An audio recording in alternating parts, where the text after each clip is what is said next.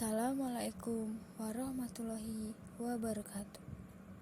Baiklah, saya Dinda Krawati, Program Studi Pendidikan Guru Sekolah Dasar STK IP PGRI Lubuk Linggau. Di sini saya akan menjelaskan mengenai mendesain dan merancang perencanaan tematik integratif kelas tinggi. Yang pertama, pengertian perencanaan pembelajaran tematik. Pembelajaran tematik merupakan pembelajaran yang berkaitan dengan suatu tema yang berupa objek atau topik yang dijadikan pokok pembahasan. Tema tersebut kemudian dikaitkan dengan seluruh mata pelajaran, sehingga peserta didik lebih mudah dalam memahami materi secara mendalam karena tema yang diambil berhubungan dengan lingkungan siswa. Pembelajaran tematik adalah pembelajaran terpadu yang merupakan suatu sistem pembelajaran yang memungkinkan peserta didik, baik secara individu maupun kelompok aktif, menggali dan menemukan konsep serta prinsip-prinsip keilmuan secara holistik, bermakna, dan otentik.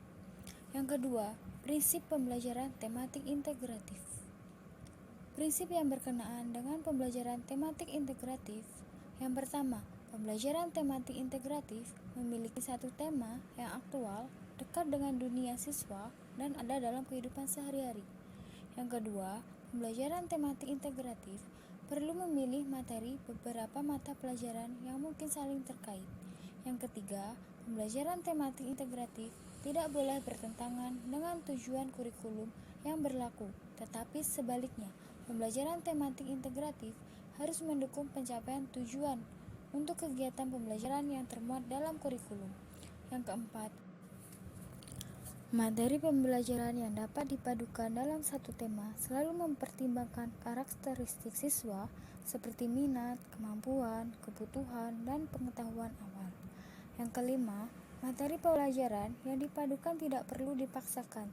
Secara garis besar, prinsip pembelajaran tematik terpadu berdasarkan beberapa pemikiran tokoh di atas, tema yang dijadikan pemersatu materi merupakan tema yang dekat dengan kehidupan keseharian siswa, sehingga nantinya dalam pelaksanaan pembelajaran dapat berlangsung secara optimal. Penentuan tema yang tepat akan berdampak pada pelaksanaan pembelajaran dan evaluasi, sehingga memerlukan pertimbangan yang matang dalam penentuan temanya. Yang ketiga, karakteristik pembelajaran tematik. Yang pertama, berpusat pada siswa, yaitu siswa sebagai subjek belajar. Yang kedua, memberikan pengalaman langsung.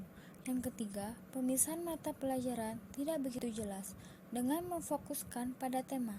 Yang keempat, menyajikan konsep dari berbagai mata pelajaran. Yang kelima, bersifat fleksibel dan mudah dikaitkan dengan kehidupan sehari-hari siswa. Yang keenam, menggunakan prinsip belajar sambil bermain dan menyenangkan. Nah, yang keempat, pelaksanaan pembelajaran tematik. Pada kegiatan awal RPP, guru telah memenuhi standar persyaratan pelaksanaan proses pembelajaran tematik. Namun demikian, terdapat beberapa standar yang belum terpenuhi. Guru tidak merencanakan untuk mendiskusikan kompetensi yang sudah dicapai sebelumnya. Begitu juga keterkaitan antara kompetensi yang sudah dicapai dengan kompetensi yang akan dipelajari dan dikembangkan. Sedangkan pada kegiatan pendahuluan RPP 2, guru memenuhi standar mengkondisikan suasana belajar yang menyenangkan dan menyampaikan garis besar cakupan materi dan kegiatan yang akan dilaksanakan. Kegiatan inti yang dirancang guru memfasilitasi siswa untuk berpartisipasi aktif dalam pembelajaran serta memberikan ruang pada siswa untuk mengembangkan kreativitas dan mandiri dalam mengikuti KBM. Selanjutnya, yang kelima, penilaian pembelajaran tematik. RPP 1 telah memenuhi semua prinsip umum dan prinsip khusus penilaian hasil belajar. Penilaian telah dirancang guru dengan sahih atau dapat diukur berdasarkan pada prosedur dan kriteria yang jelas, adil, terpadu, terbuka, berkesinambungan, sistematis, dapat dipertanggungjawabkan, dan induktif. Selain itu, penilaian juga memenuhi prinsip khusus.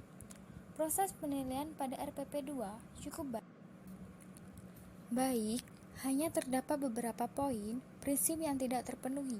Pada prinsip umum, penilaian pada RPP ini telah memenuhi syarat syahih, yakni penilaian mencerminkan kemampuan yang diukur objektif, adil, terpadu, terbuka, akuntabel, dan induktif. Yang keenam, hubungan perencanaan dengan pelaksanaan pembelajaran menyatakan bahwa manajemen kelas yang efektif secara langsung mempengaruhi kualitas pengajaran, pengelolaan kelas, mencakup semua kegiatan sekitar pelaksanaan sistematis, pedoman, konsep, model, dan teknik semua aspek rencana dan praktek dengan tujuan melaksanakan tujuan instruksisional. Pada tahun 2013, kembali diluncurkan kurikulum baru yang merupakan penyempurnaan dari kurikulum sebelumnya. Pada kurikulum yang baru ini, pembelajaran tematik diterapkan dari kelas rendah hingga kelas tinggi, kelas 1 sampai 6. Bagi sebagian guru kelas rendah, pembelajaran tematik tentu sudah biasa meskipun ada sedikit penyempurnaan. Kendala yang muncul pada penerapan tematik di kelas tinggi umumnya karena kedalaman atau cakupan materi yang lebih kompleks. Kelas tinggi, kelas 4 sampai 6 memiliki beban materi yang lebih mendalam dibanding kelas rendah.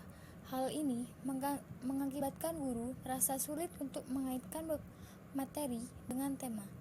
Misalnya, untuk kelas 1, operasi hitung masih sangat sederhana yang bisa diwakili oleh bagian-bagian tubuh seperti jari, mata, tangan, dan lain sebagainya. Namun, di kelas tinggi, operasi hitung sudah menggunakan sifat-sifat pertukaran, penyebaran, pengelompokan, dan sebagainya. Untuk mengatasi hal ini, maka guru harus memperkaya diri dengan wawasan sehingga tema yang diambil dapat luas cakupannya, tidak sempit sehingga sangat terbatas. Dengan tema yang daya cakupannya luas, maka lebih banyak kemungkinan materi yang dapat dikaitkan dengan tema. Kendala lain adalah pembagian waktu yang sulit. Seorang guru yang menguasai salah satu mata pelajaran dengan luas dan mendalam biasanya secara tidak sengaja akan menghabiskan waktunya untuk mengupas mata pelajaran yang ia sukai tersebut. Padahal masih ada kewajiban lain yang harus ia laksanakan, yakni memfasilitasi peserta didik untuk mencapai kompetensi-kompetensi dari bidang lain meskipun pada dasarnya guru tersebut kurang menguasai atau bahkan kurang menyukai. Sekian penjelasan dari saya akhiri. Wassalamualaikum warahmatullahi wabarakatuh.